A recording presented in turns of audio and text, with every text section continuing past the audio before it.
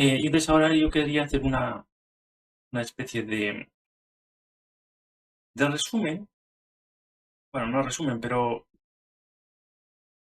concluir ciertas cosas que a lo mejor no han calado del todo con los otros vídeos, que debería, pero bueno. Y luego, en tal caso, pues profundizar en algún tema de biología en relación con la evolución, pero no solo ya de los replicones o genes, lo que yo llamo replicones a los genes egoístas, y las distintas teorías de evolución, sino más bien, pues, por ejemplo, dado que la evolución requiere de transmisión de una entidad a otra, que puede ser ADN, proteína, etcétera, ARN, a lo largo del tiempo, de generación en generación, generaciones de ADNs, pues podría hablar, por ejemplo, de la reproducción asexual en bacterias y cómo funciona la replicación del ADN, profundizando o no, dependiendo de las preguntas, si hay o no, y la reproducción sexual.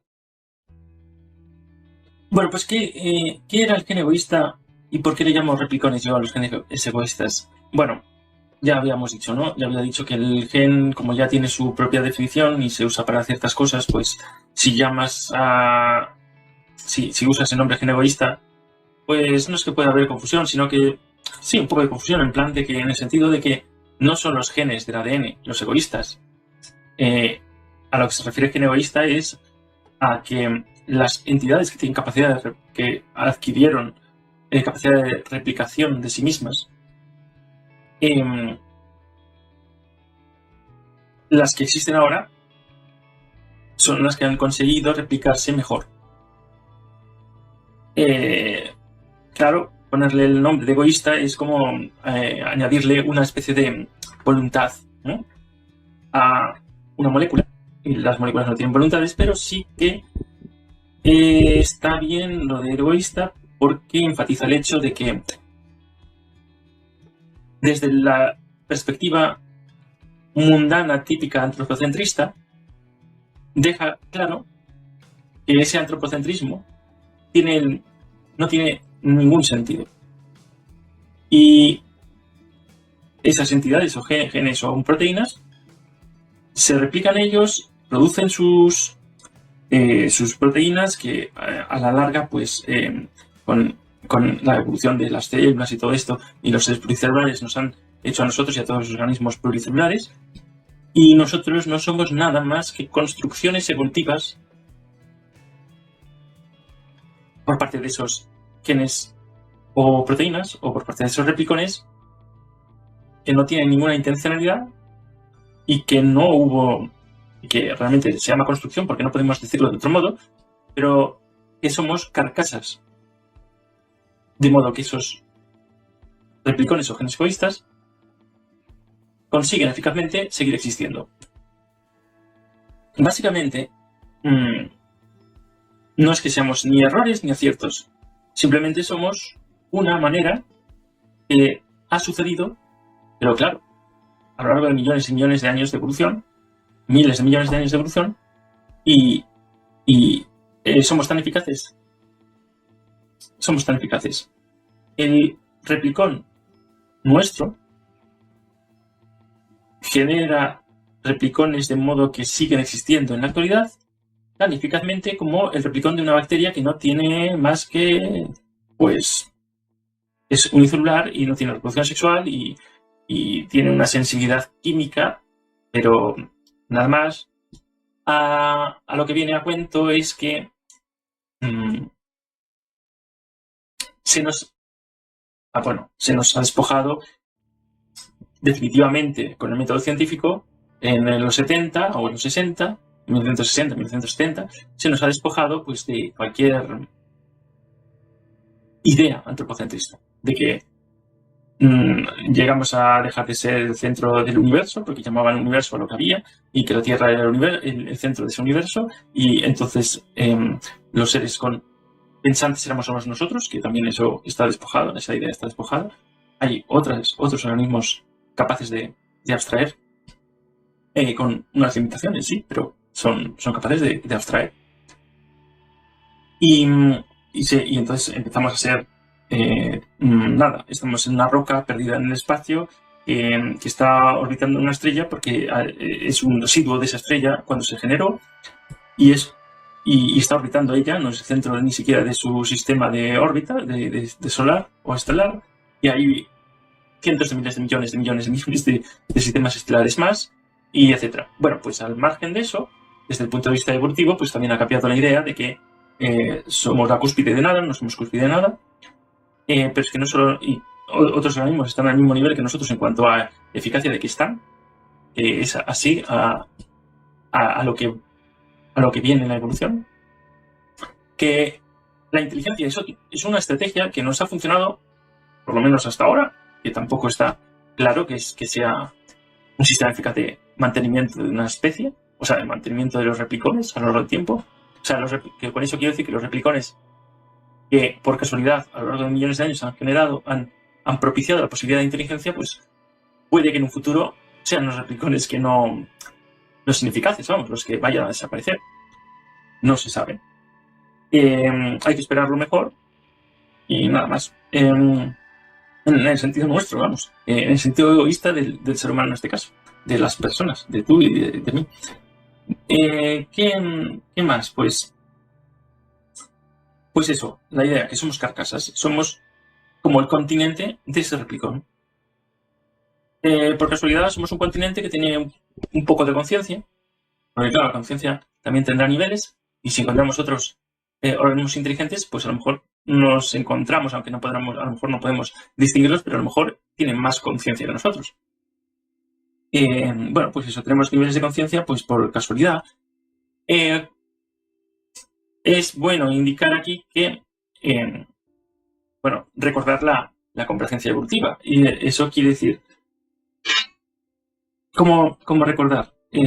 ¿A qué me refiero? Me refiero a que, aunque sea casualidad, nunca sabemos, porque es que hasta que no encontremos otros organismos con inteligencia que se han desarrollado independientemente de la evolución biológica de seres con sistema nervioso que proceden de un mismo organismo en algún punto del pasado, pues no podemos saber si la inteligencia es algo que aparece con mucha probabilidad. Porque el asunto, todo esto se trata de si hay probabilidades o no de que aparezcan ciertas cosas o no. La convergencia evolutiva podría ser una pista de que cuando algo funciona muy bien, en el sentido de que cuando el replicón se replica muy bien y se mantiene a lo largo de las generaciones, debido a que por casualidad ha emergido una inteligencia a un nivel u otro que se ha desarrollado, pues podríamos pensar que la producción de inteligencia es algo que sucede, hay una tendencia a que suceda. Pero bueno, no lo sabemos.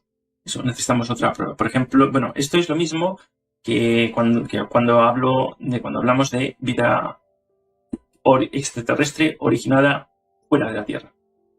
Que puede haber contaminación de vida terrestre fuera de la Tierra también. Podría haber.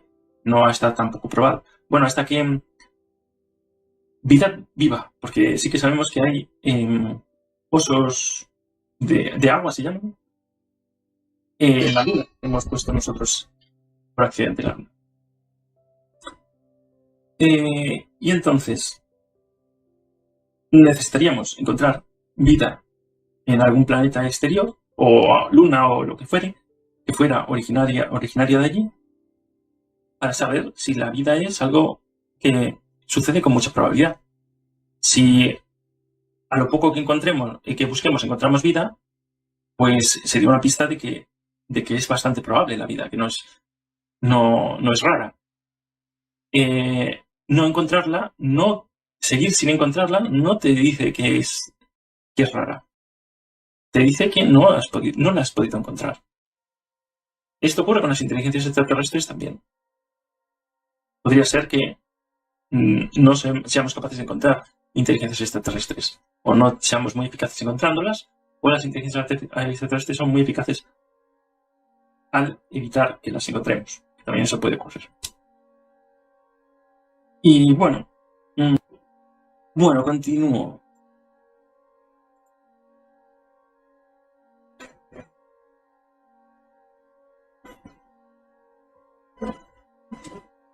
Claro que, y bueno, en el libro de Dawkins, de Gen Egoísta, pues él también, lógicamente, tiene que hablar de que existe otro tipo de información que se puede heredar de generación en generación y no es el gen. No es el gen egoísta. No es nada relacionado con el gen egoísta. Y esto sucede en animales, bueno, precisamente estaba hablando de ello, animales sociales o animales inteligentes, podría decirse, que tienen una inteligencia suficiente como para transmitir conocimiento a la siguiente generación. A esto se le llama cultura. Bueno, en biología, la cultura es simplemente, en biología, existe como una definición global, que es cultura es la información que se puede transmitir de generación en generación a través del conocimiento y el lenguaje, ¿vale? Se necesita un lenguaje. No es hereditario, o sea, no es genéticamente hereditario. Y bueno, claro,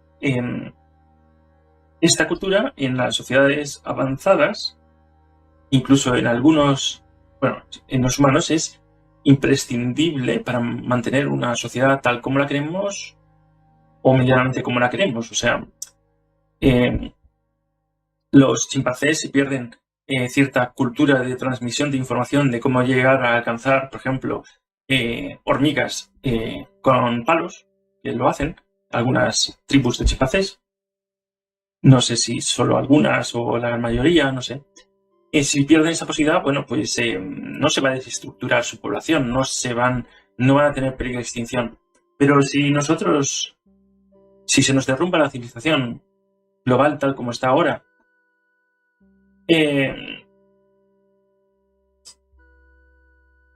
digamos que conseguimos pequeños perjuicios que, sumados a otras posibilidades o a otras malas suertes, pues podrían hacer peligrar la humanidad, es decir, la especie. Pero bueno, es muy difícil. Lo que pasa es que sería un destrozo muchísimo mayor que la pérdida que puedan tener los chimpancés por perder la cultura que pudieran haber obtenido y transmitido hasta ahora. Como Dawkins habló de genes egoístas, pues habló de que yo leí el libro pero hace mucho y ya no me acuerdo cómo lo relacionaba. El libro original, porque luego hice varios más que están más completos. Y bueno, hablaba de memes, que creo que decía que era como unidades de transmisión del conocimiento. Pero bueno, lo que ha evolucionado esa transmisión del conocimiento meme fue a los memes que conocéis ahora en Internet.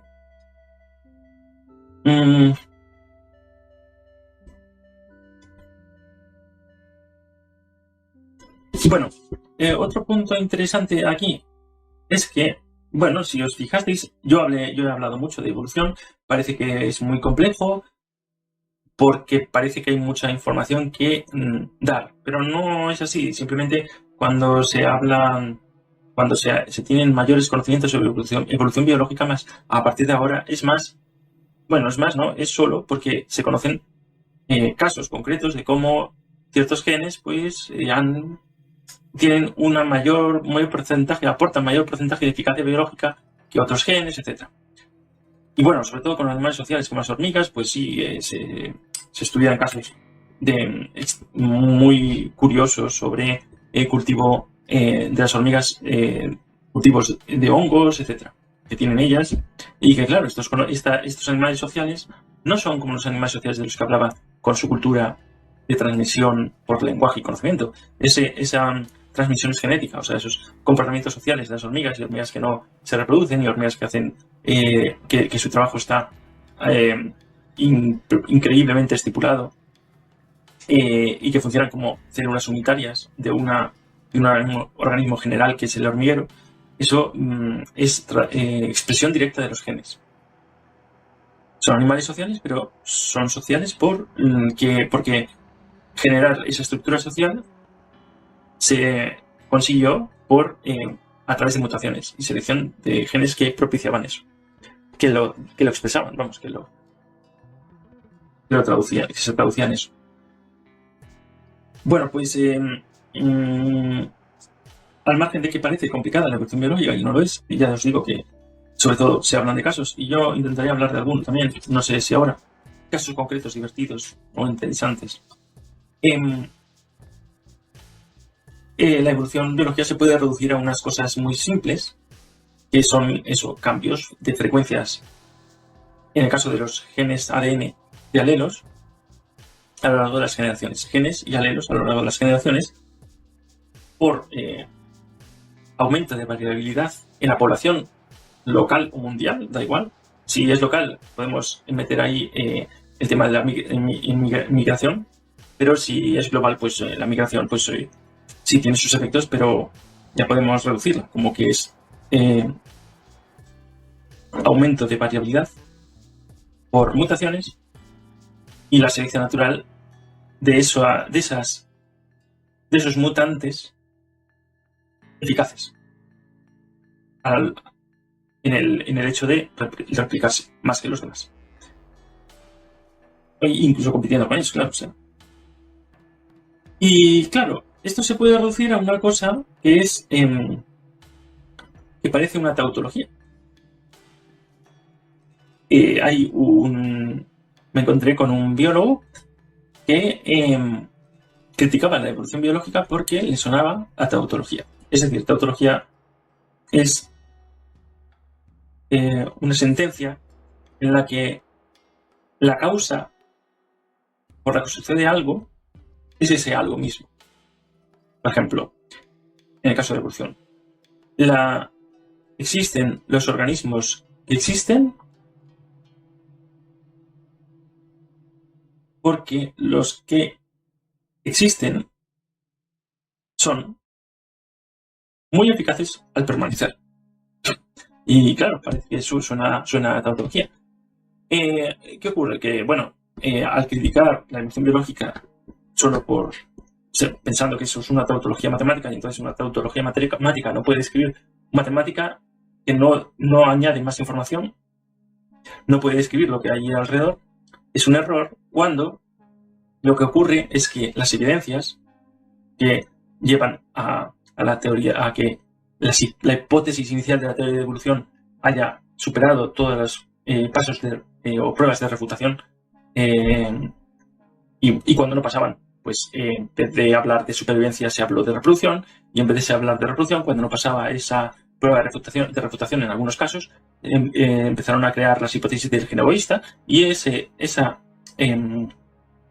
hipótesis del gen egoísta, cuando comenzó y fue pasando las pruebas de refutación, pues no se ha encontrado con ninguna prueba de refutación que la haya refutado. Y ya dije yo en otros vídeos, no veo el modo de que haya una posibilidad de refutar eso, pero bueno, eso es delicadamente se podría decir que es personal, que es una opinión, pero yo defendería a fuego que no es una opinión, que es un hecho que no se puede refutar, que esto sucede por esas razones. Y luego se pueden completar, o sea, se puede hablar de un caso específico, aquí en este caso tal, pero esto no está refutando nada. No, pero es que aquí pasa una cosa distinta que en los murciélagos. En los murciélagos, bueno, son distintas estrategias que han salido de unos replicones. Y ya está. Por eso es una teoría indestructible. ¿Y qué ocurre? Que esa teoría indestructible, pues casualmente, y no tan casualmente, coincide con la lógica más básica. Y es que efectivamente aquello que se replica mejor permanece. Y lo que se replica peor, si es tan mal, si tan mal se replica que no puede continuar, pues no continúa y entonces desaparece. Y es muy simple, ¿no? Y es muy fácil. Es muy simple, pero es... Y por esa razón también tengo la impresión de que no pudo haber sido Darwin el primero que se le hubiese ocurrido tal situación. Pero en ciencia tienes que estar preparado para lo que se necesite, de modo que puedas llegar al público para publicar tu estudio y que se distribuya. Preparado quiere decir, en el pasado, por ejemplo, en el caso de Darwin, preparado quiere decir pues de familia medianamente rica y con un entorno familiar académico o de amistad académico y con la posibilidad y las ganas de hacer viajes con barco, porque era lo que hacían los naturalistas. Y pese a eso, pues la complicación que tuvo de mostrar sus resultados fue, bueno, básicamente dura hasta ahora. O sea, que aún, o sea, no es que dure no es que haya complicación de publicar los resultados, es que aún ahora hay reticencias ante cosas básicas, fundamentales, cultura general, pero de requerimiento absoluto para mí, vamos. O sea, no saber, no tener conocimientos de esas cosas y manejar decisiones políticas, porque todas las decisiones básicamente al final son políticas, cuando se refiere a decidir una postura para votar o etcétera, pues es muy peligroso no tener la idea básica de estas historias y sin embargo sí saber pues cómo se llama el afluente el subafluente, el afluente del río no sé qué, en no sé dónde, que mañana se va a secar y va a desaparecer. Ese nombre, pues no sé, se pierde en el espacio, está en internet, no hace falta saberlo. El nombre de los pajaritos que luego te preguntan en las oposiciones por qué no tienen otro sistema para quitar de en medio a gente, pues también se pierde en el espacio y a lo mejor incluso se pierde, quiero decir, en la Tierra, porque a lo mejor se extingue, o sea, que tiene el menor de los sentidos desde el punto de vista de que no es enriquecedor para nadie, excepto si consigues aprobar la posición, en este caso, ¿no? ¿Y por qué lo quieres hacer? ¿Por qué quieres hacer la posición? Bueno, entonces, dejamos claro ya que podrías considerar que es una tautología, pero es una tautología que es real y que está basada en evidencias, hechos, y por lo tanto es ciencia pura y dura. De hecho, bueno, nosotros podemos hacer experimentos in vitro de unas horas, bueno, unos días, para ver cómo actúa la selección natural dentro de una variabilidad genética, en bacterias, por ejemplo. Claro, la selección natural es fácil de investigar con organismos que se reproducen muy rápidamente. Lo malo es que la generación de diversidad por mutaciones, pues ya no tanto. Y si quieres hacer experimentos de cómo evoluciona, no cómo evoluciona una bacteria que al fin y al cabo luego va a ser de color rojo o de color no sé cuánto, dependiendo de qué bacteria es la que sobrevive al antibiótico que tú le pongas. Si quieres hacer macroevolución, pues no lo podrás hacer nunca. Básicamente porque tendrás que esperar millones de años al menos, millones de generaciones, y no puedes tú generar, porque la mutación es precisamente el efecto aleatorio de producción de cambios en los genomas por mutagénicos, por factores mutágenos. Por ejemplo, la radiación solar es algo aleatorio que no es experimental. La evolución es observable, pero no experimental. Parte de la evolución puede ser experimental, como la selección natural, que digo.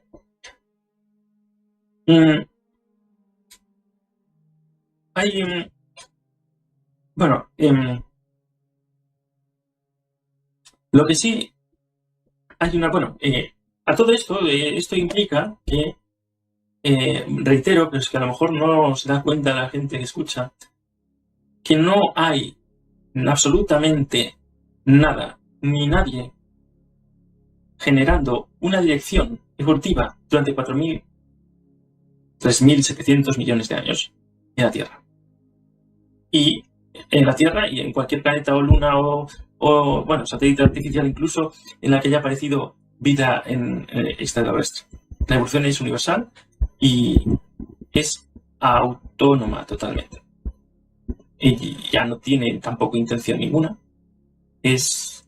Aparecen aleatoriamente diversidad de replicones, y estos replicones tendrán mayor o menor eficacia de continuar en la siguiente generación. Y esa diversidad genera a veces pues replicones que son capaces de hacer cosas que no hacía ningún otro replicón antes, ¿vale? Y eso es lo que al final pues genera células, bacterias, células eucariotas.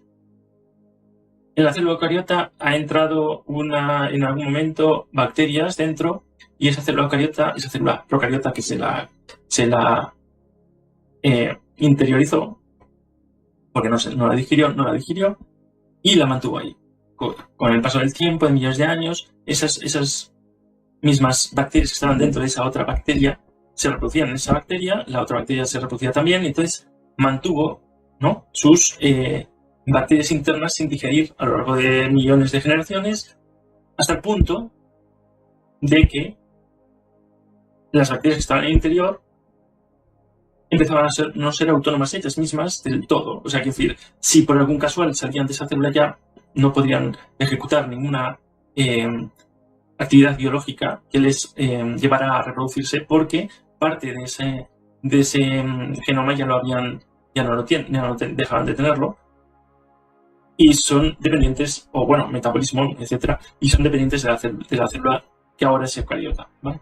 Bueno, dices tú, porque esto también hubo, no polémica, pero sí oí cosas como, el neodarwinismo o la evolución biológica por selección natural se derrumba y no sé qué.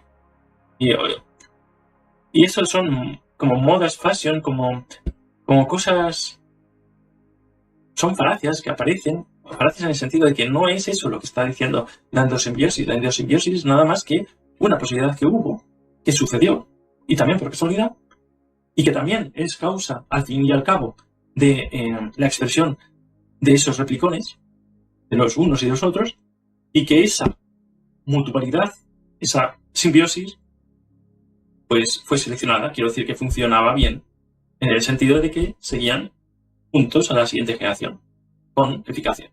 Igual de eficacia que el otro solo, porque el otro solo también existe ahora, como ya te os digo.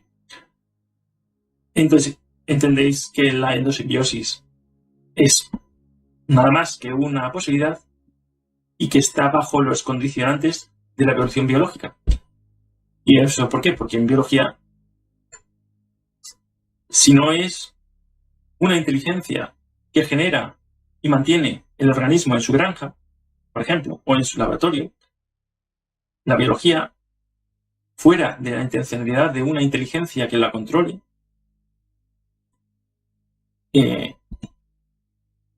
está siempre supeditada a reglas de la evolución. En el laboratorio, en el momento en el que el investigador se descuide y no siga el cultivo celular o el cultivo celular bacteriano con el que esté trabajando, el cultivo celular bacteriano irá consumiendo como el medio que haya, y las bacterias que sean más eficaces o no sé qué, pues continuarán. Claro, en la placa Petri, pues al final acabarán desapareciendo. Pero me refiero a que alejas de la granja al cerdo, y el cerdo va a tener que estar supeditado a la evolución biológica y a la selección. ¿Qué quiere decir un cerdo supeditado a la selección natural en el Amazonas? Pues muerte en, no sé, unos días. No le veo mucha posibilidad de eficacia biológica al cerdo, ¿vale? Aunque haya procedido de los jabalíes o de cerdos salvajes, jabalíes, lo que fue, pues ahora es una entidad incapaz de... no es autónoma. Y bueno, eso al margen, bueno.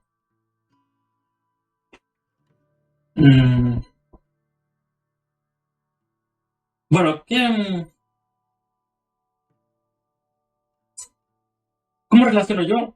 Sobre todo, bueno, hay muchas posibilidades de relacionar, pero hay una interesante de relación entre la evolución biológica y la vida social que repercute en la persona que conoce cosas acerca de evolución biológica y la que no.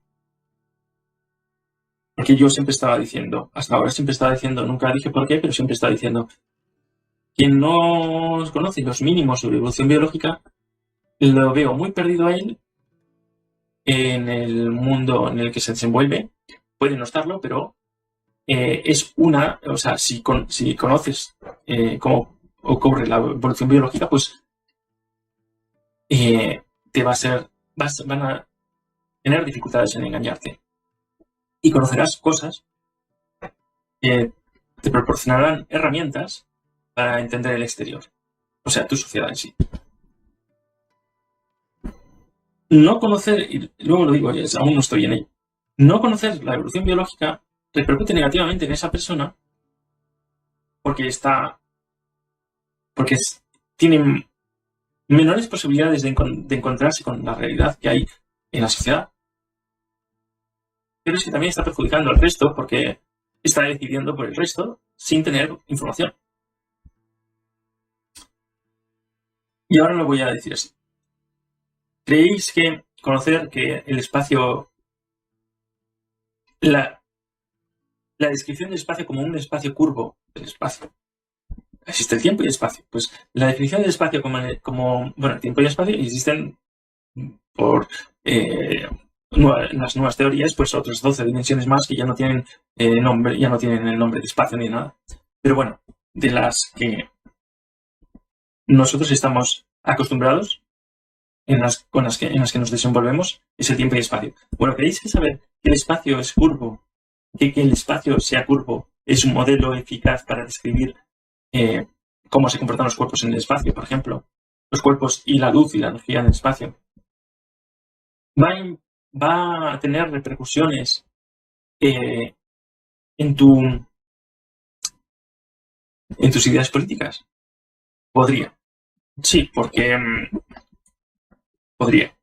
Porque te habla de que la realidad es compleja de asimilar, de llegar a ella, de imaginársela, que nosotros somos esas carcasas de las que hablé, pero somos capaces de solo recibir cierta parte de la realidad filtrada en el mundo visual, por ejemplo, auditivo, espacial, en 3 dimensiones, y que incluso eso después en el cerebro se interpreta para poder, se interpreta y es eficaz para nosotros conocer la distancia que hay entre la mano y un objeto de forma interpretada, de la forma que ha interpretado el cerebro, ¿no?